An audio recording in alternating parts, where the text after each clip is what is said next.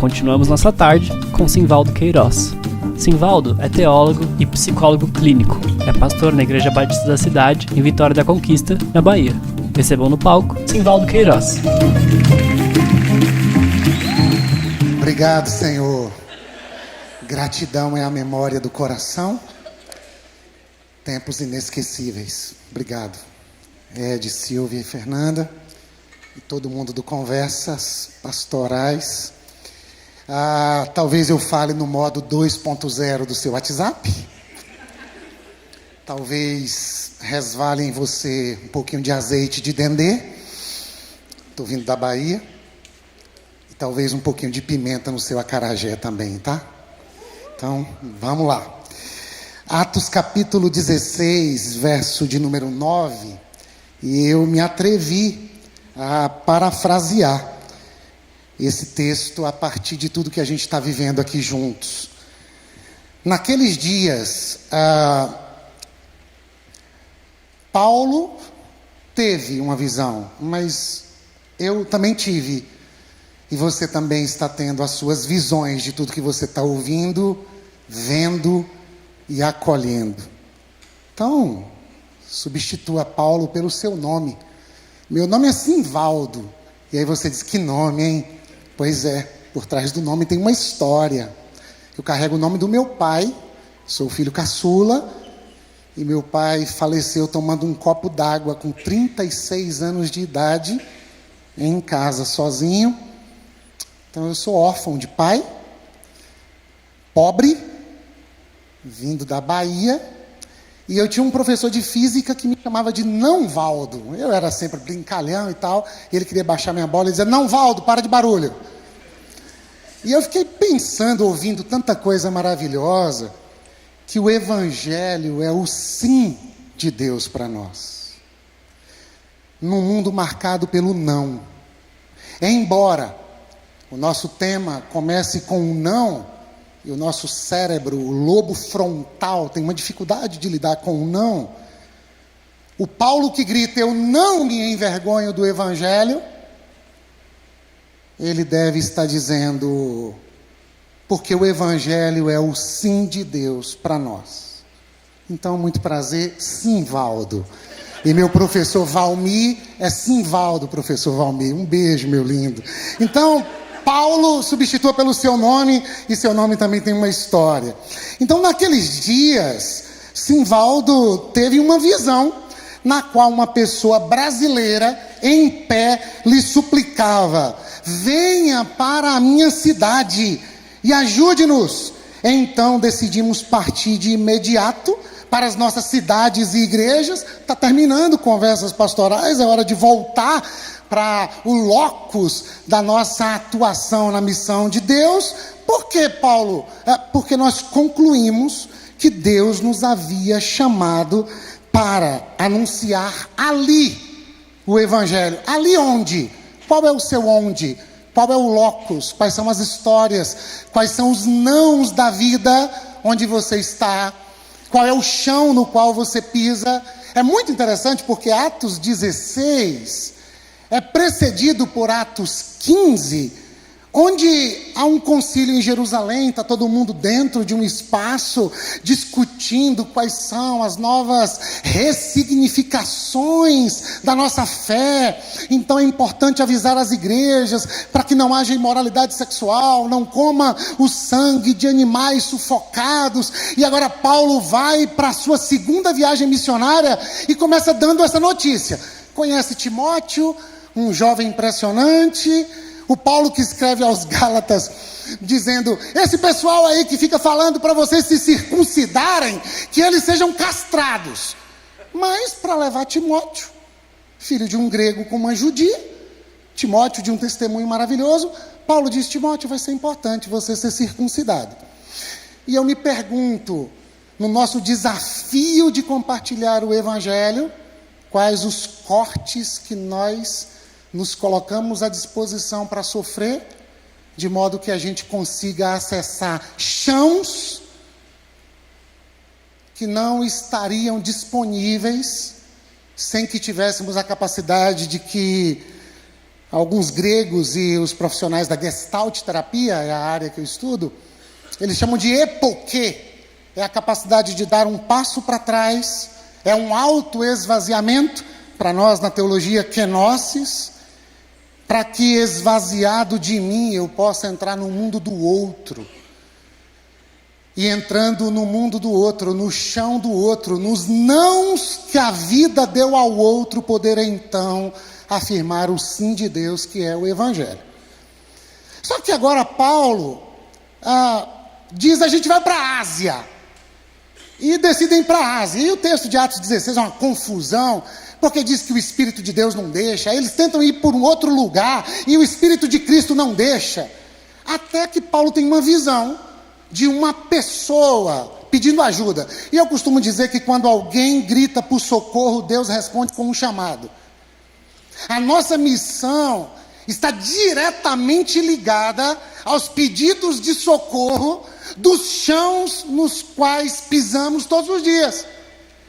E a pergunta, depois das conversas pastorais, aqui num lugar seguro, maravilhoso, extraordinário, sopro de Deus sobre nós, a gente sai daqui não para levar as decisões que tomamos, a gente sai daqui com o Evangelho, do qual não nos envergonhamos. Para quem é o Evangelho? Para as pessoas que estão gritando para nós, dizendo: me ajuda. E eu pus a me perguntar quais são as facetas do nosso mundo que estão acenando e dizendo: me ajuda. Nós já ouvimos tantas. E eu me pus a pensar de que há uma igreja dizendo: me reevangelize.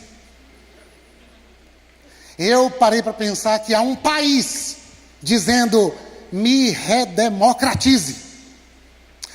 E eu me dei conta de que há um evangelho dizendo: me ressignifique. E no texto, essa igreja, esse país, esse evangelho é tudo muito grande, né? Uma igreja é muito grande, um país, meu Deus do céu, um país tão complexo como o nosso. O evangelho, são tantas leituras, tantas possibilidades. Aí o texto dá nome, o texto racializa, o texto fala da classe social de algumas pessoas. E que pena que para algumas Lucas não dá nome. Eu não me envergonho de um evangelho que discute o todo e depois se põe no chão da vida dizendo: a gente precisa aceitar o desafio que o grito de socorro nos fez e é para lá que a gente vai. E eles chegam em Filipos, uma espécie de capital da Macedônia, andam a 50 mais ou menos aí da era cristã. Filipos é essa capital para onde vai os refugiados da guerra e os veteranos da guerra. O Império Romano está tomando conta de tudo. Eles queriam ir para a Ásia, mas é a primeira vez que o Evangelho chega na Europa. E quem é esta pessoa que acena? É Lídia. Qual é a classe social? É uma vendedora de tecido de púrpura. De onde ela vem? De Tiatira. Onde fica? Na Ásia. Ué, a gente queria ir para a Ásia e a gente entrou na Europa e a gente está encontrando aqui uma pessoa da Ásia. Pois é.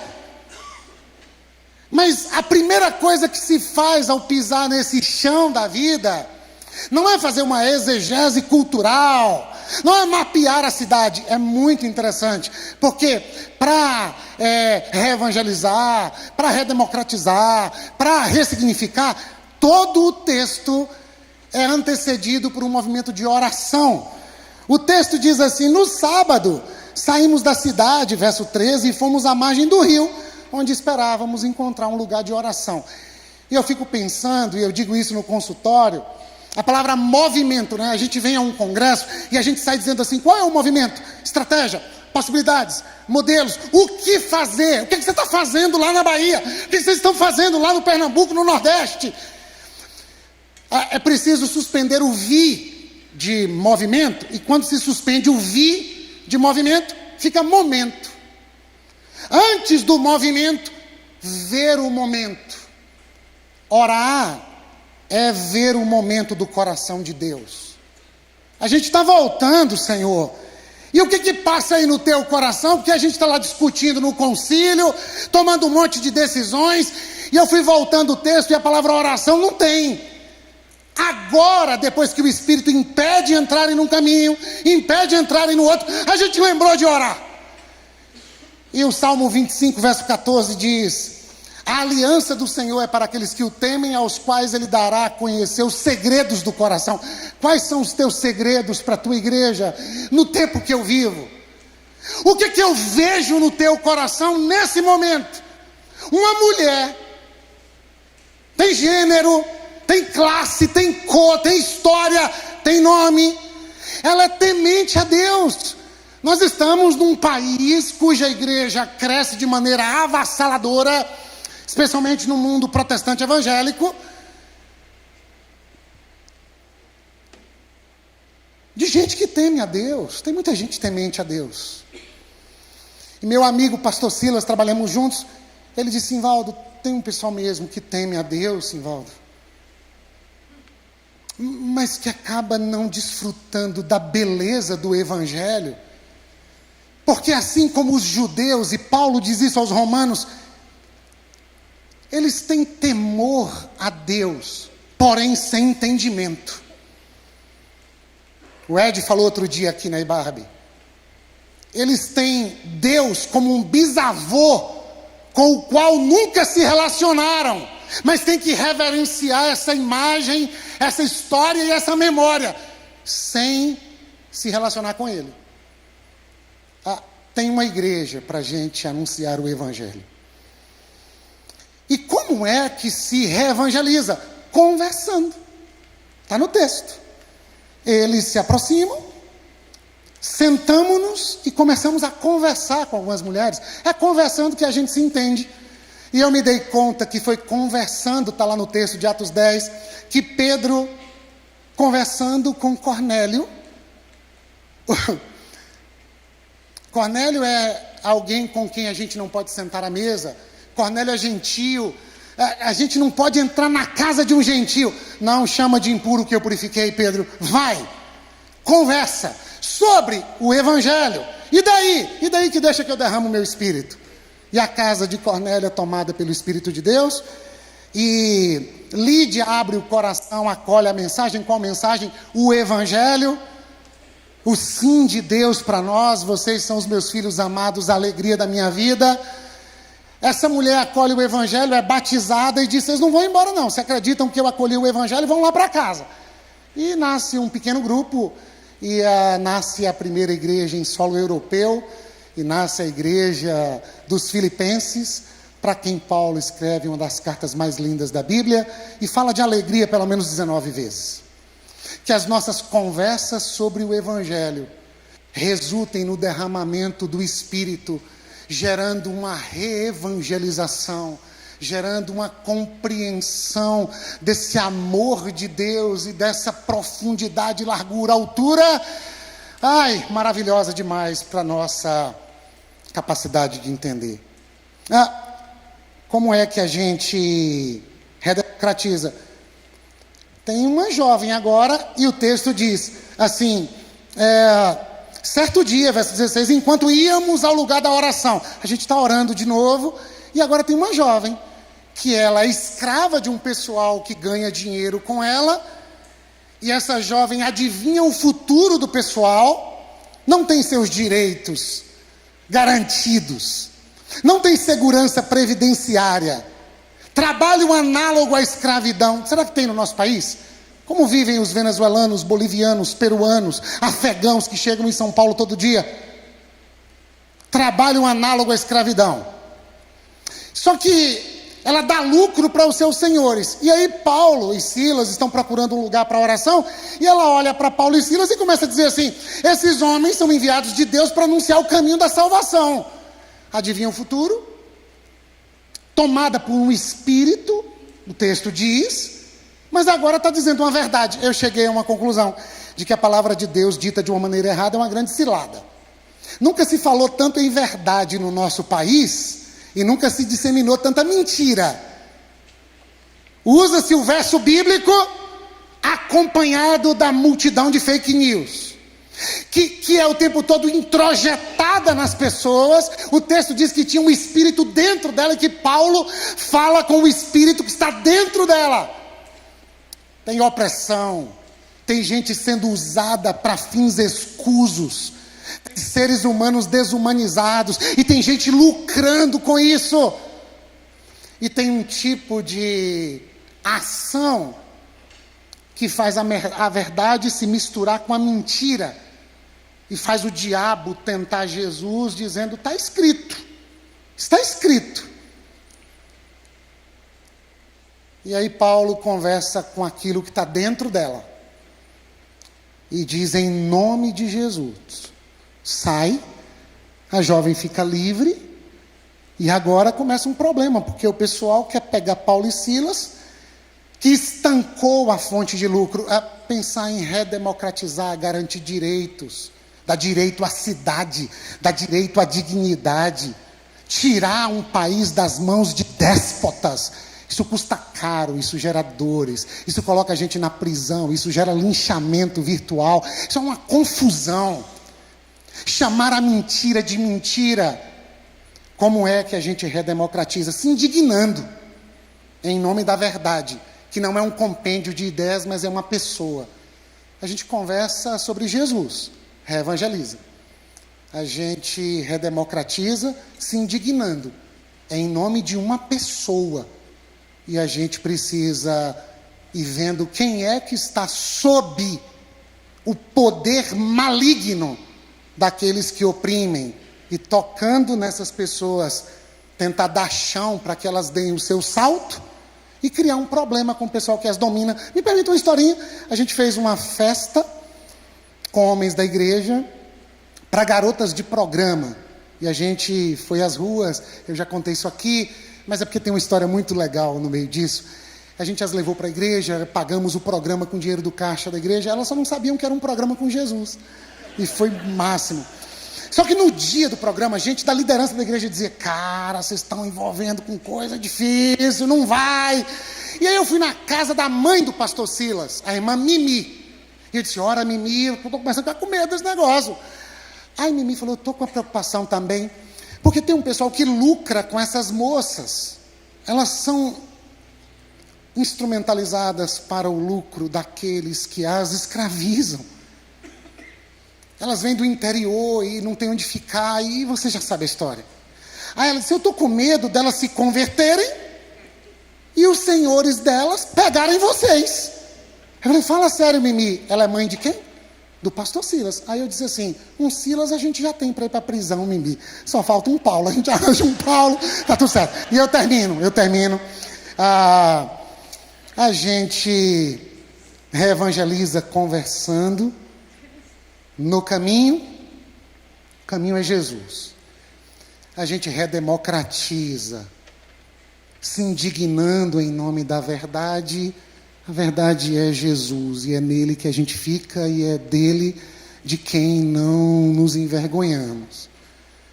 E a gente olha para o Evangelho, porque a gente foi parar no Chilindró, e amarraram a gente num tronco, no cárcere inferior, e a gente começa a reclamar, né? Estão linchando a gente, estão batendo na gente, estão chamando a gente de um monte de coisa. Tem um novo jeito de lidar com isso. O texto diz que eles começaram a orar e a cantar. E enquanto oram e cantam, todo o cárcere começa a ouvir. Eles oram e cantam o evangelho, do qual eles não se envergonham. Seria tão bom saber quais foram os hinos, né? Talvez o hino cristológico que Paulo escreve em Filipenses 2, a partir do verso 5, seja a atitude de vocês a mesma que houve em Cristo Jesus, que sendo Deus não teve por usurpação ser igual a Deus, mas foi obediente até a morte e morte de cruz. Por isso Deus deu a ele um nome que está acima de todo nome, diante do qual todo joelho se dobrará e toda língua confessará que ele é o Senhor, para a glória de Deus Pai. Talvez tenha sido esse hino que depois ele escreveu aos Filipenses. E aí o evangelho orado, cantado, O evangelho vivenciado nos momentos mais dolorosos da vida gera um terremoto. E eu quis poetizar. O evangelho é a explosão de todo tipo de cárcere. Foi para a liberdade que ele nos libertou. O evangelho é a mensagem do fim da opressão. Acabou a escravidão aqui. Ninguém oprime mais ninguém aqui. E o cárcere é arrebentado, as cadeias caem, todo mundo fica livre. O evangelho é a boa notícia de libertação. A pergunta é... o alarme tocou, acabou meu tempo. A pergunta é... o que a gente faz com essa liberdade? Eu lembrei de um corinho, e é tudo dos mineiros, né? Porque os mineiros monopolizaram os nossos corinhos há um tempo. É uma lagoinização dos nossos corinhos. Mas esse eu não sei de quem é, vocês vão me lembrar. Assim, tinha um corinho que dizia: vamos fugir para outro lugar, baby. É do povo mineiro, é tudo corinho mineiro. Então assim, o evangelho me libertou. O que é que eu vou fazer com essa tal liberdade? É um outro corinho dos mineiros. O que é que eu vou fazer com essa tal liberdade? Se tô na solidão. Então assim, o que é que eu faço com a liberdade? Agora a gente vai fazer tudo o que a gente não fez. Agora a gente vai viver do jeito que a gente quer. Esse não é o evangelho. O evangelho tem Senhor. Nós continuamos escravos teus, de orelhas furadas. O cárcere caiu, mas a gente quer continuar aos teus pés. Aí o texto diz, Atos 16, 28, que quando acontece aquilo, o carcereiro, sob ordens de segurar os criminosos perigosos, Paulo e Silas, cuida desses caras que eles são perigosos. Quando ele vê que está todo mundo livre, ele pega a espada para se matar. Atos 16, 28, o apóstolo Paulo grita: não se mate! Por quê? Porque estamos todos aqui. A gente não fugiu. A gente não foi viver ao nosso bel prazer. A gente não está falando de um liberalismo que diz para todo mundo: vai viver do jeito que vocês querem. A gente está falando de uma ressignificação do evangelho, que significa permanecer na vida. A gente está na vida, não vai morrer. A gente está com você. Mas eu sou romano. Mas eu sou de direita, eu sou fundamentalista. Você é uma vida amada por Deus, você não é inimigo nosso. Você foi instrumentalizado como aquela jovem. E nós estamos aqui para ressignificar o evangelho, que significa: você é nosso irmão. Aprendemos, né? No coração de Jesus a gente se encontra. A gente permaneceu na vida. E permanecendo na vida, o cara disse: então o que eu faço para ser salvo? A gente já te salvou, macho. Mas tem mais. Porque a vida eterna não é vida depois da morte. João 17,3. A vida eterna é esta. Qual, Jesus? Que conheçam ao Deus único e verdadeiro e ao seu Filho a quem enviaste. Posso te contar uma boa notícia? Creia em Jesus, você e sua casa, e vocês vão ter vida para além da sobrevivência. Eu creio. Toda a sua casa foi batizada, Roseni, e eles cuidaram das feridas de Paulo e de Silas. E houve uma alegria batizando aquela casa, batizando aqueles corações. Deixa eu contar só uma história e eu termino. Há 6 anos atrás, a gente começou uma capelania hospitalar no Hospital Geral da nossa cidade. É uma espécie de região metropolitana. O hospital atende uma população em média de 2 milhões de habitantes. Alguém sofre um acidente nos interiores, onde nem se usa capacete para andar de moto. Traumatismo craniano em jovens é o campeão dos atendimentos no hospital. E a família vem para a Vitória da Conquista. O familiar fica internado no UTI. E algumas pessoas dormiam na porta do hospital, porque o poder público não garantia os direitos do acompanhante. E meu irmão estagiou lá, é doutor em fisioterapia. E o TCC dele é: quem cuida de quem cuida, o cuidador está adoecendo. Eu fui vendo aquelas histórias e pregando na igreja. Compartilhei com meu amigo e irmão Vicente, cuja casa é do lado do hospital, o Ed conheceu. E ele disse: cara, eu quero ceder minha casa para a gente acolher essas pessoas. Aí eu falei, não é CD não, a gente quer alugar, vamos fazer um projeto para abraçar essas pessoas. Fato é que ele não pôde ceder, não deu para alugar. Ele começou a conviver com uma dor, que depois a gente soube que já tinha 10 anos. Eu falei com ele num dia, no outro dia eu recebo a notícia que o meu amigo Vicente tirou a própria vida. Eu tenho autorização da família para falar. Naquela casa, enforcado. E o pastor Silas me disse, nosso amigo partiu. Eu não tive coragem de ver aquela cena, cheguei 20 minutos depois. Mas eu ouvi Mariazinha, viúva do meu amigo, irmão Vicente. Ela disse, como é que vai ser o velório do meu marido? Porque disseram para mim que suicídio é pecado sem perdão. Meu marido envergonhou o evangelho. Aí eu disse, a gente vai fazer uma festa de louvor a Deus, acolher seu coração. A gente vai lembrar a história do nosso amigo e irmão. E a gente vai fazer dessa experiência um grito. Não se matem, estamos todos aqui. A experiência do fim trágico do irmão Vicente vai ser um desenrolar para a vida, Mariazinha. Aí eu li Hebreus 11, quando cita sobre os heróis da fé, e fala que Sansão está nessa galeria. Sansão se matou, mas o texto diz que Deus não se envergonha deles. Por que você não se envergonha do Evangelho? Porque o Evangelho nunca se envergonhou de mim.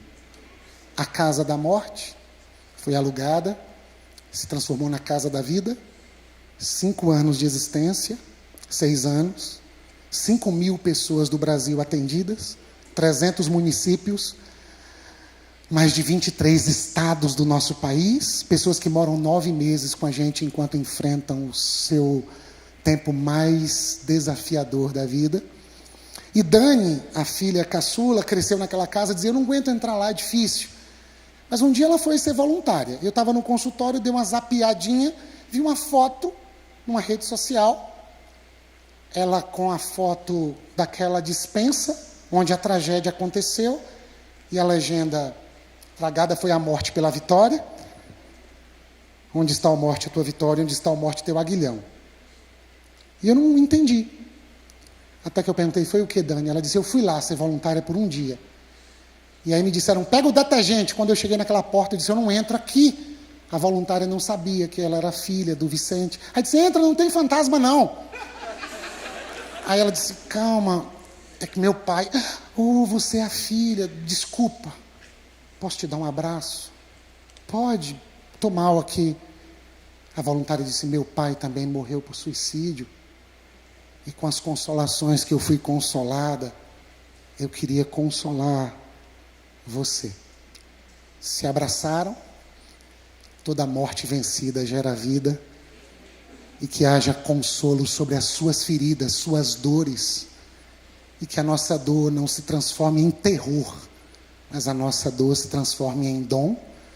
Porque Paulo, que não se vergonha do Evangelho, 2 Coríntios 12, na Bíblia a mensagem diz, eu deixei de prestar atenção na dor, na limitação daquele espinho, e eu passei a apreciar o dom. Eu não me envergonho do Evangelho. Deus nos abençoe.